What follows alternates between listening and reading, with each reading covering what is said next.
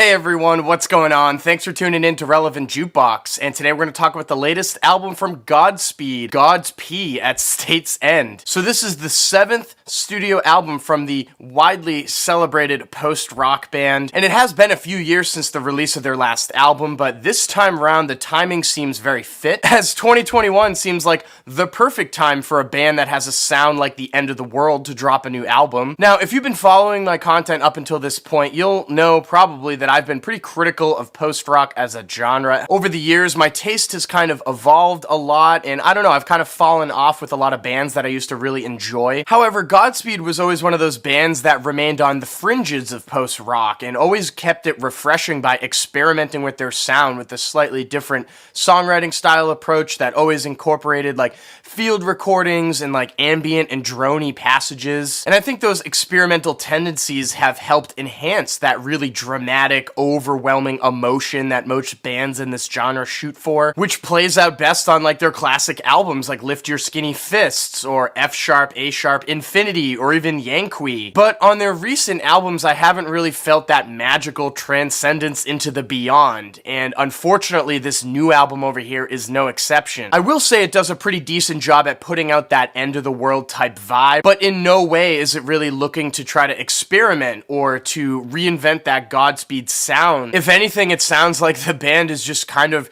regressing a little bit over here and sounding a lot less interesting. The album is separated into two large pieces that also have accompanying small outros to them, and I guess, you know, depending where you get the track list, it could be a little bit jumbled, but basically there are two large crescendos that happen over the course of those two areas of the record, both of which are just okay overall. Honestly, nothing on this album actually stopped me in my tracks or really left that much of an impression on me. They really toned down their use of like field recordings on here, and also those droney passages are almost non-existent, and there's really nothing in the way of like a standout guitar line or even like a passage or moment on here that I could recall. It all comes off just like very flaccid with just no payoff whatsoever. Personally, I would really like them to try to experiment with the sound of their instruments a little bit, because I feel like it's just expected at this point to hear like clean sounding guitars that are soaked in reverb like we're in that movie Friday Night Lights. I also think it would be cool if they invited on a guest collaborator, maybe somebody in the experimental electronic field or something like that. But yeah, I mean, I don't know, this band is just so much less interesting than they used to be, and it's almost kind of surprising. And with that being said, I'm feeling a 5 over here on Godspeed. So for all of you collectors out there, this did get a deluxe audiophile edition that has pretty nice presentation in its packaging, but